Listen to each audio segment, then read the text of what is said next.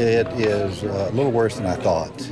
Right now we have, as you can see, about 200 people here waiting.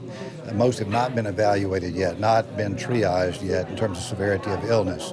Most of the trauma here is orthopedic injury, so there's a shortage right now of plates and actually rods that we use to actually fix those injuries. There's a short of casting material, there's short of things to cut the cast off with, the saws at this point. We brought an anesthesiologist, we have 3 surgeons, we have 2 nurses as well, so we have plenty of person power to come in and relieve these clearly exhausted personnel. Well, it's just amazing because even though the streets aren't full of injured patients, you come here and it's just full. Not only is the hospital full, the bed capacity is overwhelmed. The doctors are overwhelmed as far as they've been working at this now 6 days. Even a team from Ecuador is here and is tired.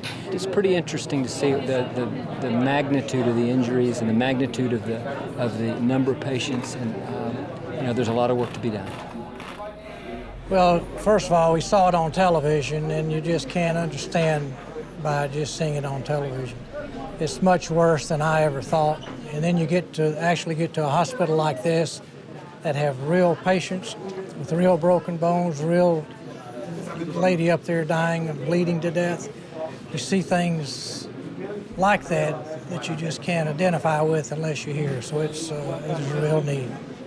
We're swamped. Not only do we have them laying here in the hallway, but we also have a cafeteria down below that is overflow, and there's patients down there, so it's great to have Samaritan's Purse here helping out with doctors and staff, hopefully relieving the burden that's been on Dr. Bernard and Dr. Claude Louis, the 2 local Haitian doctors that have been here basically since the very beginning and going pretty much nonstop 24/7.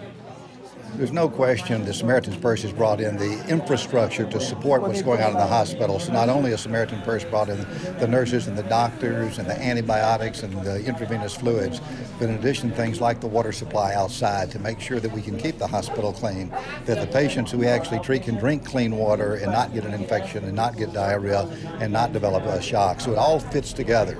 It varies from one time you're up when they bring in 2 people who are pulled out of the rubble and still alive, to where you stand back and take a deep breath when they have to amputate a 3-year-old little girl's arm. To get the people here, to get the supplies here, that takes financial means. And anything they can do to help us get the supplies here, get the doctors here, anything that anybody could give to help finance this, the whole situation would be very needed. Of course, we're asking our people at home for their prayers, but once we get here, we'll pray with all of our patients and we'll minister to them. Pray for the Baptist Haiti missions because they've been thinned out. Pray for Samaritan's Purse in Boone, North Carolina. But as important and most important is pray for the people. You start with just seeing anguish and terror, but yet you turn that into opportunities, and with the love of Christ and just the faith will help us help those in need.